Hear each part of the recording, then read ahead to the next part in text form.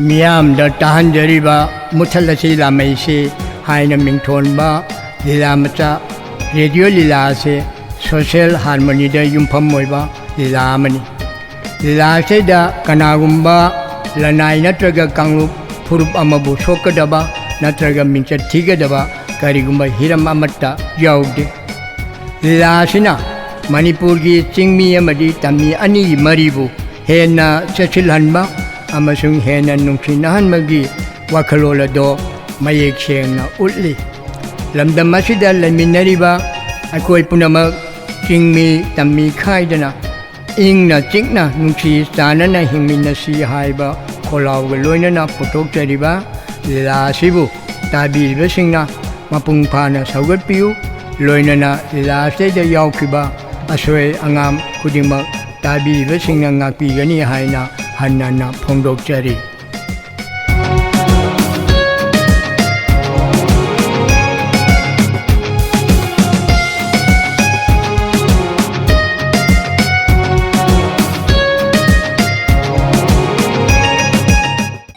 tumlamda yaurabadasu kharung konduna lairibasibu karigino angangsinggi mai yengduna kharatasu tokpiyone apa masigumba thabakse toklase apana asum tawbasida aikhoigi yumta imanaba changlakpada yamna igaire ngasidi tumba matamsu yaugatawreta tokpirage enili ngaikho ngasidi ipawa amahangke karino apa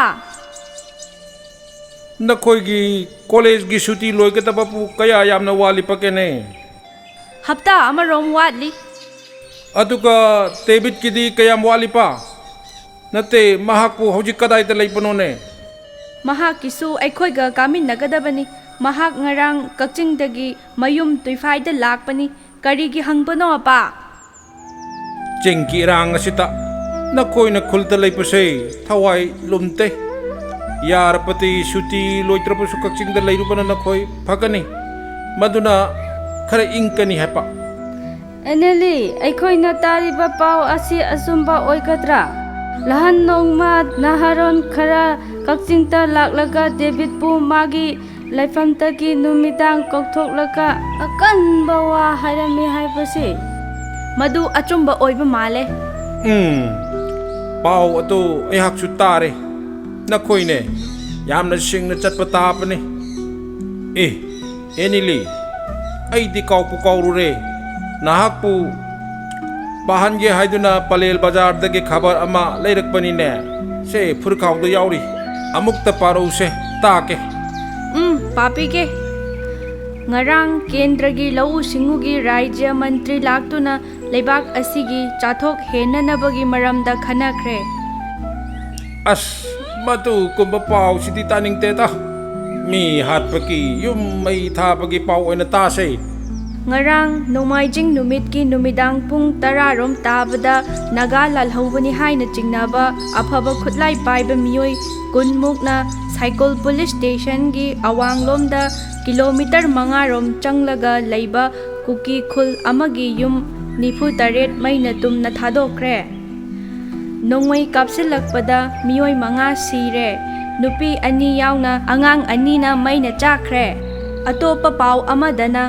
nomaijing numit asimakta New Kasar Road ta Imphal dagi Jiribam tamna chatpa bus ama none yoramdai kilometer ahumlom watlingai da uniform shetpa aphaba khutlai paiba kuki lalhobani chingnaba miyoi kunthra mukna bus dagi naga 16 nupi mari yauna chingtharaga kaptuna hatkre oh haribasing asi Kristan ngakta oiramgani ko nongwaijing numitabu lai khurumba toktuna mi hatna pa yum mai thapa ki thabak tauri pasibo hojiki adubu nongmai makhol natra nongmai makhol ni ne mai kai kadom ta no ne nongmai makhol nei makharom da oiraba male adudi tuiphai rom da oiba tai asidi kari tawgani aina khalli bachi chumba tare apa kari tabano adu puro itaw khupau ta naga lalhau phasing na khul thadona ba pau pire haipini ne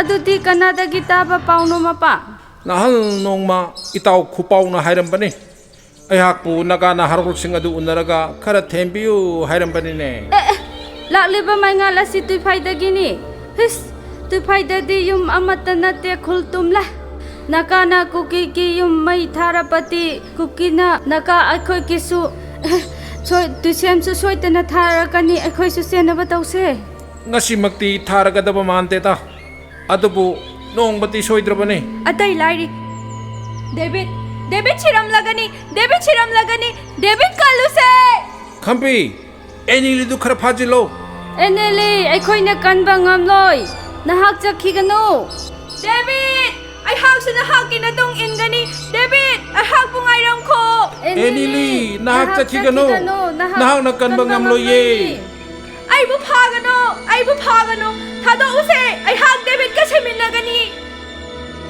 debit ꯑꯩꯕꯨ ꯉꯥꯏꯔꯝꯈꯣ ꯈꯝꯕꯤ ꯏꯁꯤꯡ ꯈꯔ ꯂꯧꯔꯨ ꯆꯣꯅꯦ ꯍꯣꯏ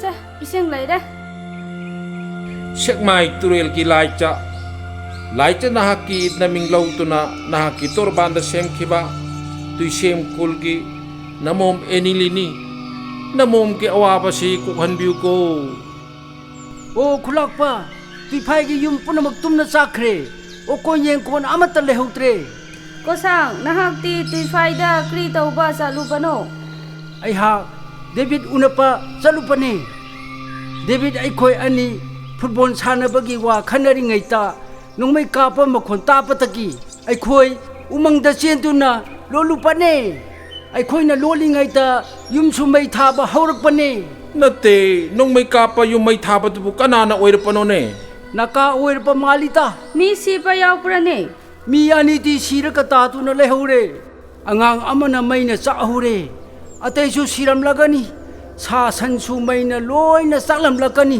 ꯑꯇꯩ ꯂꯥꯏꯔꯤ ꯗꯦꯕꯤꯠꯄꯨ ꯁꯣꯛꯇꯕ꯭ꯔꯅꯦ ꯗꯦꯕꯤꯠꯇꯤ ꯁꯣꯛꯇꯦ ꯅꯣꯡꯃꯩ ꯃꯈꯣꯟ ꯇꯥꯄꯇ ꯑꯩꯈꯣꯏ ꯑꯅꯤ ꯆꯦꯜꯂꯒ ꯑꯗꯨꯝ ꯂꯣꯠꯂꯨꯄꯅꯦ ꯃꯩ ꯊꯥꯔꯝꯕ ꯀꯥꯡꯕꯨꯗꯨ ꯆꯠꯈ꯭ꯔꯕ ꯇꯨꯡꯗ ꯑꯩꯈꯣꯏ ꯑꯅꯤ ꯂꯣꯟꯅ ꯊꯣꯔꯛꯄꯅꯦ ꯗꯦꯕꯤꯠꯇꯤ ꯀꯗꯥꯏꯗ ꯂꯩꯍꯧꯔꯤ ꯑꯩꯅ ꯇꯨꯏꯁꯦꯝꯗ ꯆꯠꯁꯤ ꯍꯥꯏꯕꯗ ꯃꯃꯥ ꯃꯄꯥꯒꯤ ꯂꯩꯐꯝ ꯊꯤꯔꯨꯒꯅꯤ ꯍꯥꯏꯗꯨꯅ ꯂꯩꯍꯧꯕꯅꯦ ꯗꯦꯕꯤꯠ ꯁꯣꯛꯇꯦ ꯍꯥꯏꯕ ꯃꯍꯥꯛꯇꯤ ꯀꯔꯤꯁꯨ ꯁꯣꯛꯇꯦ ꯑꯩꯗꯤ ꯃꯍꯥꯛ ꯁꯣꯛꯂꯝꯒꯗ꯭ꯔꯥ ꯍꯥꯏꯗꯨꯅ ꯄꯥꯈꯠꯂꯨꯕꯅꯦ ꯁꯦꯛꯃꯥꯏ ꯇꯨꯔꯦꯜꯒꯤ ꯏꯁꯤꯡꯁꯤ ꯃꯒꯨꯟ ꯌꯥꯝꯅ ꯂꯩꯕꯅꯤꯗ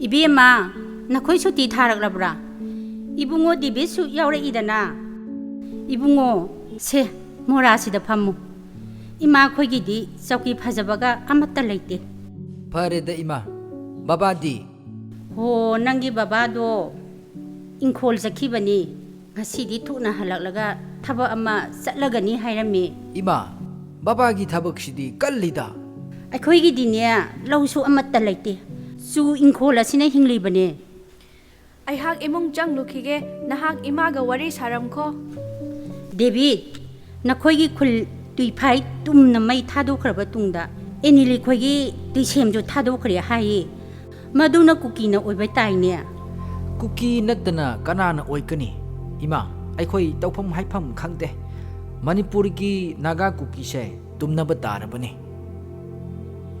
एनिली खोगी तुइसें खुल मई थाबा मतमददी मखोगी खुलदो हानना मी अमत्ता लेत्रबा माले अखोईगी तुइफाइबो नागाना थाखिबा मतुंगदगी मखोईगी तुइसेमदा कुकीना लमन सोइदना सिंगलगनी खंगबदगी मखोई युम थादोक्तुना मनाक नकपा मरिंग खुलसिंगदा थाइदोकनारबने नखोइना पालेल पुलिस स्टेशन मनाकता दंबुर खंदुना लेरिबदुदी ओंथोकना हाइनरमलोइदा सीतनबा पंगलै लेइपा हाइबतुनिदा इमा नखोइदी कही करम तौरगा चारी सरकारना चेंग खरगा हवाई Kharga पीबदुना कोनतदुना palelgi akoibada leiba yum dukandagi khairaga chari. Atai lairi ayhak nangonda wa ma hange imada asengba hayu. Kari wano ima? Nahan nongma nahaki khunyagi laifamda naharon khara laklaga nangbu kokthoklaga wa khara hairami haibadu chumbra. Achumbane ima. Laklamlibasing adu karamba kangbuno nangbu masak khangwa yawbro. Kuki ngaktani masak munna khangba yawi ima. Ima wa sang thararoi makhoina hairamba punamak inilina tamduna tare maduda nakhoi hauji kari tawwa tabage. Ima, kuki ay khoide pukning dawa thamba hainade. Ayhak na pamba pumnama ima da haidokani. Haidokadabani sa sidi. Ima, ayhak na eneli bu nungsibase aseng ba nungsibane. Ay khoi ani yanapatagi naga kuki amatta oisi haiduna wasak na bane. Ayhak nipane. Miki thinate. Makhoi na hatlabasu hatlasano. Ayhak eneli bu sungtha thadoklo. Aduga Hayune singnaganu inilise miron kharabani. Makhoina bosak adu mangalu hairambadu mangangadra. Mado mahanba yade. Mado mahanbagi mahutta aigi thawai ase manglabasu mangkisano. Sabas balodum lauge maduni ni pa haibadu. Haujiki matamda hairang lonja jaminaraga leirang lonjin siminaraga maduna taibang sayolakpa matamda sagi lamja chatuna nupi oibigi punsi manganba yamna yauri. Inilibu grababat tawhanba haibasi imasu suya yaningde madu tawagi matamsu hen khrabani. Ima, ayhak Kristan ni Saitan nati. Nakhoina madu yauna leplabadi nakhoi baba akhoi anisu nakhoi hidamakta chap sana lekani. Ima, ngasidi David ka aikoi ani mafam asida isai aurai gadauri. Haujiki matamda mi hatnabagi yummai thanabagi thawdokna thallaba matam asida karigidamakta isai aurai gadawribano. Ima, hangchit ase palelda peace conference ama taukatauri. Maduda enili aikoi anibu isai saktaba yate haituna asil arang tauriba kangpuna sinarakpani. Peace conference haibadubu kari tawgadawribano. Imadi nakhoigi Ingreji wahidu khangjadeda. Ima, peace haipate shanti haipane. Conference haibana khana nainabagi mifam haibani. Mafam aduda haujiki kanglup masel hana thinariba yummai thanariba pumnamak asi toknanaba jinna chanana laiminanaba khana nainagadauribane. Mifam aduda naga kuki maitai pangal sarkari achau asang sipai police officer pumnamak yaukatauribani. Hoi hoi adugi oirabadi phaida sau sau. Imadi numdang thongnanaba injang napi ngari ngatai leirukhige thuna halakani.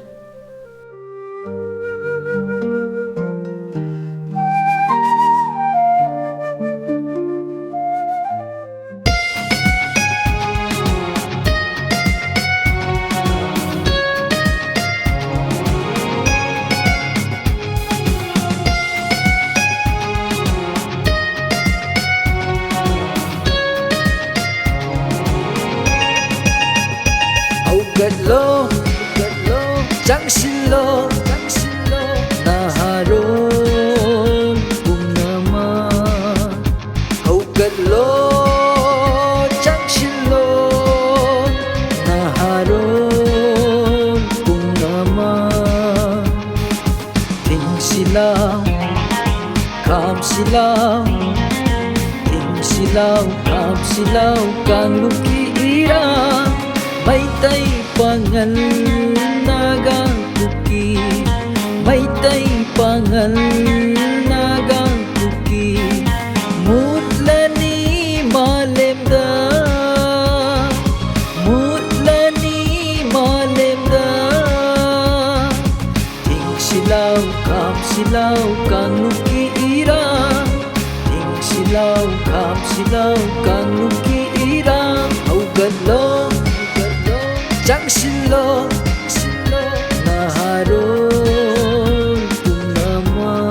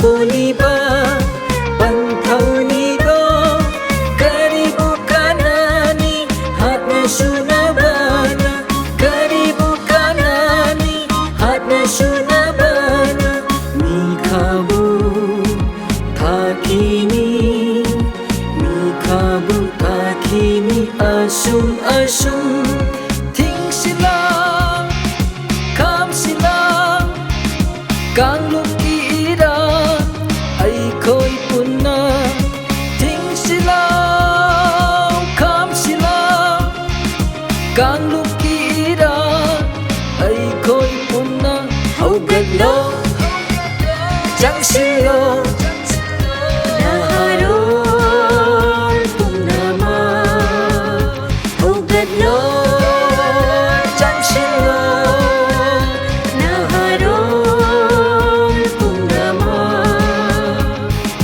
timsilaw kamsilaw timsilaw kamsilaw kanlukira Maitai pangan naga kuki Maitai pangan naga kuki Mutlani malinda Mutlani malinda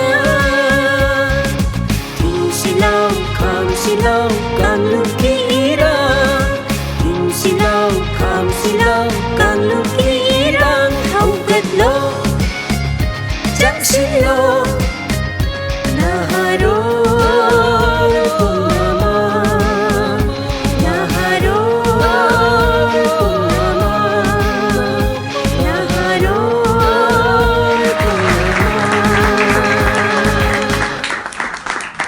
Hey, kuki macha ngasidi naga ningol siga nakhoi ani lairi pak to luhongbo thabi gadori bani ne he Nakaningon. Kuki pakang sika sa minakaw isay to. Lairi pakta lambita pada sakone isay to. ꯑꯩꯈꯣꯏꯅ ꯀꯔꯤ ꯑꯔꯥꯟꯕ ꯇꯧꯕ꯭ꯔꯥ? Nahaki napukta kari kita mak kuki macha naupukano. Nahang na kubi kai papiba kita mak. Nahaksi pagi cerak pilih ita pagi maram hairo. ꯑꯩꯍꯥꯛ ꯁꯤꯕ ꯀꯔꯤꯁꯨ ꯀꯤꯕꯤꯗꯦ ꯑꯄꯥꯝ ꯅꯨꯡꯁꯤ ꯃꯁꯛ ꯈꯪꯗꯕ ꯁꯩꯇꯥꯜ ꯅꯈꯣꯏꯒꯤ ꯅꯐꯝꯗ ꯅꯥꯒꯥ ꯀꯨꯀꯤ ꯑꯅꯤꯒꯤ ꯏ ꯇꯤꯟꯅꯕ ꯌꯥꯏ ꯍꯥꯏꯕꯁꯤ ꯈꯪꯍꯟꯒꯦ ꯇꯧꯕꯅꯤ Ay koi pu saital hai pa. Hey, kuki pakhang kari kita mang kuki nahakna nakalay sabi ta sarak tampano Sarak tamba nate naga kuki apam nung sitem sing na bane Prithibi Lameise naga kuki ki apam si temsin nafam nate Lairai pak te temsing narurok ko Aikhoi na nakhoi pu Lairai pak te yauna na ba thinbi kani ne maduna aikhoi gi apam bane aikhoi ani punna chatminasi haiduna wasak parai na thobane Karino ibungo khoi nakhoi ani na tawribasibu karino kari su lanjadraba isasing madum na tawbigano Hai maitai nupi nahang na sintu na tawban natra na thawai maling trapati handoko Aihak na sinma nate makhoi ani yanajabani aduna mafam asida nakhoi phataba thabakto tawbigano Mapam masida tokono hai pati makoi pubatare. Chalo, makoi ni magda chalo. makhoi ani pukhiba yaroi masiki nupi sina sinba ngaktani ni na thawai siningdrapati chathokho nakhoi na nongmai na kake hairaga ainguna oina kapo makhoi ani gi mahutta aihapo hatlu kapune Karino isasa na kuna tawribase fatte isasing anina aran ba tawramlabasu aikhoi warake ninkina khanasi nakhoi apamado nayambada hayu Ay koi ga apa hata pa bo. Ceng macha aning sei. Ay koi na yaning tapa. Ay koi ga tapa tapak tawre. Makoi ta hakpa cerak pi batlak pa ne. Ibungo koi makhoi ani makna mathot karakpa pakhang lesabini apam nungchigi mayaina sumat khibana samaj na yaningdaba kharadi tawrongani adubu makoibu sibagi cerak pigwi mahutta makoigi aranbaching ado kharadi ngakpiyo nayambana ibungo anida khutlo naraga nijari aikhoi sangna wa ngang pa pamte makhoi asimakti sibagi chairak piroi masi iyambagi yengtuna haibane yatupu aikhoi na haibe intrapati ꯃꯈꯣꯏꯕꯨ ꯍꯥꯠꯇꯣꯛꯄꯤꯕ ꯍꯥꯏꯕꯁꯤ ꯑꯩꯈꯣꯏꯒꯤ ꯑꯔꯦꯞꯄꯅꯤ ꯏꯕꯨꯡꯉꯣ ꯈꯣꯏꯅ ꯃꯈꯣꯏ ꯑꯅꯤꯗ ꯇꯧꯍꯟꯅꯤꯡꯗꯕ ꯑꯄꯥꯝꯕꯗꯣ ꯍꯥꯏꯌꯨꯗꯅ ꯑꯩꯈꯣꯏꯒꯤ ꯑꯄꯥꯝꯕ ꯍꯥꯏꯕꯕꯨ ꯅꯀꯥ ꯂꯩꯁꯥꯕꯤ ꯑꯅꯤꯂꯤꯛꯀꯤ ꯃꯄꯨꯛꯇ ꯂꯩꯔꯤꯕ ꯀꯨꯀꯤ ꯃꯆꯥꯁꯤ ꯂꯧꯊꯣꯛꯂꯣ ꯅꯈꯣꯏꯅ ꯑꯇꯣꯞꯄ ꯃꯤ ꯈꯪꯍꯟꯅꯤꯡꯗꯕꯒꯨꯝ ꯑꯩꯈꯣꯏꯁꯨ ꯈꯪꯍꯟꯅꯤꯡꯗꯦ ꯑꯗꯨꯅ ꯗꯥꯛꯇꯔꯗ ꯆꯠꯂꯒ ꯊꯨꯅ ꯇꯨꯃꯤꯟꯅ ꯂꯧꯊꯣꯛꯈꯣ ꯑꯩꯗꯤ ꯃꯇꯣ ꯌꯥꯅꯤꯡꯗꯦ ꯗꯦꯕꯤꯠ ꯅꯍꯥꯛ ꯋꯥ ꯉꯥꯡꯒꯅꯨ ꯀꯨꯀꯤ ꯃꯆꯥ ꯅꯍꯥꯛ ꯉꯁꯤꯃꯛ ꯁꯤꯕ ꯄꯥꯝꯕ꯭ꯔꯥ ꯗꯦꯕꯤꯠ ꯇꯨꯃꯤꯟꯅ ꯂꯩꯈꯣ ꯏꯕꯨꯡꯉꯣ ꯈꯣꯏ ꯑꯃꯨꯛꯇ ꯈꯟꯊꯕꯤꯈꯣ ꯏꯅꯤꯂꯤ ꯑꯁꯤ ꯀꯨꯝꯊꯥ ꯁꯨꯔꯛꯀꯗꯧꯔꯕꯅꯤ ꯑꯉꯥꯡ ꯑꯁꯤ ꯍꯦꯛ ꯂꯧꯊꯣꯛꯂꯨꯕꯗ ꯑꯉꯥꯡꯁꯨ ꯃꯃꯥꯁꯨ ꯑꯅꯤꯃꯛ ꯄꯨꯟꯁꯤꯜꯂꯣꯡꯒꯗꯧꯔꯤꯕꯅꯤ ꯁꯤꯁꯅꯨ ꯃꯆꯥꯁꯨ ꯃꯃꯥꯁꯨ ꯁꯤꯁꯅꯨ ꯃꯄꯥꯁꯨ ꯁꯤꯀꯠꯇꯕꯅꯤ ꯏꯕꯨꯡꯉꯣ ꯈꯣꯏ ꯃꯗꯨ ꯍꯥꯏꯕꯤꯒꯅꯨ ꯏꯃꯥꯗꯤ ꯆꯍꯤ 90 ꯍꯦꯜꯂꯕꯗꯁꯨ ꯏꯃꯤꯠꯇ ꯏꯆꯥ ꯑꯃꯠꯇ ꯎꯕ ꯐꯪꯖꯗ꯭ꯔꯕꯅꯤ ꯑꯗꯨꯅ ꯏꯅꯤꯂꯤꯅ ꯃꯃꯤꯠ ꯃꯃꯥꯏ ꯍꯦꯛ ꯄꯥꯡꯕꯒ ꯏꯃꯥꯅ ꯃꯅꯤꯡ ꯀꯨꯝꯒꯗꯧꯔꯤꯕꯅꯤ ꯃꯤ ꯑꯃꯠꯇ ꯈꯪꯍꯟꯗꯅ ꯏꯃꯥꯅ ꯄꯣꯛꯄꯅꯤ ꯍꯥꯏꯅ ꯃꯌꯥꯝꯗ ꯈꯪꯍꯟꯒꯗꯧꯔꯤꯕꯅꯤ ꯅꯀꯥ ꯀꯨꯀꯤ ꯑꯅꯤꯒꯤ ꯏꯅ ꯁꯥꯄ ꯑꯉꯥꯡꯄꯨ ꯃꯩꯇꯩ ꯑꯣꯟꯄ ꯌꯥꯎꯄ꯭ꯔꯅꯤ ꯆꯤꯡꯃꯤ ꯃꯆꯥꯕꯨ ꯀꯔꯤꯒꯤ ꯄꯥꯝꯕꯅꯣ ꯑꯩꯈꯣꯏ ꯁꯥꯡꯊꯕ ꯌꯥꯗꯦ ꯑꯔꯣꯏꯕ ꯋꯥ ꯍꯥꯏꯒꯦ ꯉꯁꯤꯗꯒꯤ ꯅꯨꯃꯤꯠ 15ꯒꯤ ꯃꯅꯨꯡꯗ ꯅꯥꯒꯥꯒꯤ ꯃꯕꯨꯛꯇꯒꯤ ꯀꯨꯀꯤ ꯃꯆꯥꯁꯤ ꯂꯧꯊꯣꯛꯀꯗꯕꯅꯤ ꯃꯗꯨ ꯇꯧꯗꯕꯇ ꯗꯦꯕꯤꯠ ꯑꯦꯅꯦꯂꯤ ꯁꯤꯕꯒꯤ ꯆꯩꯔꯥꯛ ꯄꯤꯒꯅꯤ ꯃꯈꯣꯏ ꯃꯅꯤꯄꯨꯔ ꯊꯥꯗꯣꯛꯇꯨꯅ ꯆꯦꯟꯈꯤꯕꯁꯨ ꯌꯥꯔꯣꯏ ꯑꯩꯅꯤꯅꯤ ꯗꯦꯕꯤꯠ ꯏꯁꯥꯁꯥ ꯍꯧꯖꯤꯛ ꯀꯔꯤ ꯇꯧꯁꯤ ꯍꯥꯏꯕꯒꯦ ꯑꯦꯅꯤꯂꯤ ꯑꯩꯈꯣꯏ ꯑꯅꯤ ꯍꯌꯦꯡ ꯑꯌꯨꯛ ꯉꯟꯇꯥ ꯀꯛꯆꯤꯡ ꯕꯖꯥꯔꯗꯒꯤ ꯕ꯭ꯂꯨ ꯍꯤꯜ ꯇꯣꯡꯂꯒ ꯒꯨꯋꯥꯍꯥꯇꯤꯔꯣꯝꯗ ꯆꯪꯈꯤꯕꯅ ꯐꯒꯗ꯭ꯔꯥ ꯈꯜꯂꯤ ꯄꯩꯁꯥ ꯃꯇꯤꯛ ꯆꯥꯅ ꯄꯨꯗꯅꯗꯤ ꯅꯈꯣꯏ ꯃꯄꯥꯟꯗ ꯀꯨꯏꯅ ꯂꯩꯔꯨꯕ ꯉꯝꯂꯣꯏ ꯑꯗꯨꯒꯤ ꯃꯊꯛꯇ ꯅꯈꯣꯏ ꯃꯄꯥꯟꯗ ꯆꯦꯟꯈꯤꯕꯁꯨ ꯌꯥꯔꯣꯏ ꯍꯥꯏꯔꯝꯂꯤꯕꯗꯨꯅꯤ ꯀꯁꯥꯔ ꯂꯝꯕꯤꯗꯕꯨ ꯑꯣꯏꯔꯕꯁꯨ ꯗꯤꯃꯥꯄꯨꯔ ꯂꯝꯕꯤꯗꯕꯨ ꯑꯣꯏꯔꯕꯁꯨ ꯅꯥꯒꯥ ꯀꯨꯀꯤꯒꯤ ꯂꯝ ꯐꯥꯎꯗꯨꯅ ꯆꯠꯀꯗꯧꯔꯤꯕꯅꯤꯅ ꯃꯈꯣꯏꯅ ꯐꯥꯅꯕ ꯁꯔꯨꯛ ꯍꯧꯖꯤꯛꯇꯒꯤ ꯁꯤꯟꯅꯔꯝꯂꯒꯅꯤ ꯍꯧꯖꯤꯛ ꯂꯥꯛꯂꯝꯕ ꯑꯗꯨꯅ ꯅꯥꯒꯥ ꯑꯣꯏꯔꯕ ꯃꯥꯜꯂꯤ ꯀꯨꯀꯤ ꯂꯥꯜꯍꯧꯕꯁꯤꯡꯁꯨ ꯍꯧꯔꯦꯟ ꯅꯨꯃꯤꯗꯥꯡꯃꯛ ꯂꯥꯛꯄ ꯌꯥꯔꯤ ꯃꯐꯝꯁꯤꯗꯁꯨ ꯂꯩꯕ ꯌꯥꯔꯣꯏ ꯈꯨꯟꯅ ꯆꯠꯁꯤ ꯍꯥꯏꯔꯕꯁꯨ ꯈꯨꯗꯣꯡ ꯆꯥꯒꯗꯕ ꯃꯥꯟꯗꯦ ꯑꯗꯨꯅ ꯃꯇꯝ ꯈꯔꯇꯕꯨ ꯑꯣꯏꯔꯕꯁꯨ ꯆꯨ ꯍꯤꯡꯈꯣꯜꯒꯤ ꯂꯧꯁꯪꯗ ꯂꯣꯟꯅ ꯂꯩꯔꯨꯕꯅ ꯐꯒꯗ꯭ꯔꯅꯦ ꯂꯥꯜꯍꯧꯕꯁꯤꯡ ꯑꯗꯨꯅ ꯃꯐꯝ ꯑꯁꯤꯗ ꯂꯥꯛꯂꯒ ꯏꯃꯥ ꯈꯣꯏꯗ ꯍꯪꯂꯔꯕꯗꯤ ꯃꯗꯨꯗꯤ ꯄꯦꯅꯥꯃꯨꯛ ꯂꯥꯏꯕꯅꯤ ꯃꯈꯣꯏ ꯑꯅꯤ ꯏꯝꯐꯥꯜꯗ ꯗꯥꯛꯇꯔꯗ ꯆꯠꯀꯅꯤ ꯍꯥꯏꯗꯨꯅ ꯆꯠꯈꯤꯕꯗꯒꯤ ꯗꯤꯃꯥꯄꯨꯔ ꯌꯧꯈ꯭ꯔꯦ ꯍꯥꯏꯅ ꯇꯥꯏ ꯍꯥꯏꯔꯒ ꯂꯣꯏꯔꯦꯗꯅ ꯏꯃꯥ ꯆꯨ ꯏꯪꯈꯣꯜꯗ ꯂꯩꯔꯨꯕꯅ ꯐꯔꯒꯅꯤ ꯍꯤꯞꯐꯝ ꯆꯥꯐꯝꯁꯨ ꯅꯤꯡꯊꯤꯅ ꯂꯩꯕꯅꯤ ꯑꯩꯍꯥꯛꯇꯤ ꯑꯅꯤꯔꯛ ꯌꯧꯔꯨꯔꯕꯅꯤ ꯃꯅꯥꯛ ꯑꯗꯨꯗ ꯂꯩꯔꯤꯕ ꯀꯥꯡꯕꯨꯅ ꯈꯪꯈꯤ ꯎꯈꯤꯕ ꯊꯣꯛꯂꯕꯗꯤ ꯃꯥꯟꯇꯛ ꯍꯦꯟꯗꯣꯛꯂꯒ ꯂꯧꯁꯤ ꯆꯤꯡꯈꯪꯐꯝ ꯃꯌꯥꯗ ꯂꯩꯕ ꯏꯪꯈꯣꯜꯅꯤ ꯃꯥꯟꯇꯛꯅ ꯎꯈ꯭ꯔꯕꯁꯨ ꯀꯩꯁꯨ ꯀꯥꯏꯗꯦ ꯃꯈꯣꯏꯗꯤ ꯅꯥꯒꯥꯁꯨ ꯅꯠꯇꯦ ꯀꯨꯀꯤꯁꯨ ꯅꯠꯇꯦ ꯍꯥꯏꯔꯤꯕꯅꯤ ꯑꯗꯨꯒꯤꯁꯨ ꯃꯊꯛꯇ ꯑꯩꯍꯥꯛꯀ ꯌꯥꯝꯅ ꯂꯨꯅ ꯇꯤꯟꯅꯕ ꯉꯥꯛꯇꯅꯤ ꯑꯩꯍꯥꯛꯅ ꯐꯅꯅꯕ ꯁꯤꯟꯒꯅꯤ ꯑꯩꯈꯣꯏ ꯅꯨꯡꯇꯤꯒꯤ ꯆꯥꯅ ꯊꯛꯅꯅꯕ ꯄꯨꯔꯒ ꯏꯪꯈꯣꯜꯗꯨꯗ ꯂꯥꯛꯀꯗꯧꯔꯤꯕꯅꯤ ꯇꯨꯏꯁꯦꯝ ꯇꯨꯏꯐꯥꯏꯒꯤ ꯅꯃꯥ ꯅꯄꯥꯗ ꯈꯪꯍꯜꯂꯕꯁꯨ ꯃꯈꯣꯏ ꯑꯃꯠꯇ ꯂꯥꯛꯇꯅꯕ ꯁꯤꯟꯒꯗꯧꯔꯤꯕꯅꯤ ꯏꯃꯥ ꯕꯥꯕꯥ ꯑꯩꯈꯣꯏꯅ ꯂꯥꯟꯕ ꯉꯥꯛꯇꯅꯦ ꯑꯩꯈꯣꯏꯕꯨ ꯉꯥꯛꯄꯤꯌꯨ ꯍꯣꯔꯦꯟ ꯍꯌꯦꯡ ꯉꯥꯏꯕ ꯌꯥꯗ꯭ꯔꯦ ꯉꯁꯤꯃꯛ ꯈꯔ ꯃꯝꯊꯔꯛꯄꯗ ꯏꯄꯥ ꯊꯤꯟꯒꯦ ꯃꯤ ꯑꯃꯠꯇ ꯎꯍꯜ ꯈꯪꯍꯜꯂꯝꯒꯨꯅꯁꯤ ꯆꯠꯅꯕ ꯇꯧꯁꯤ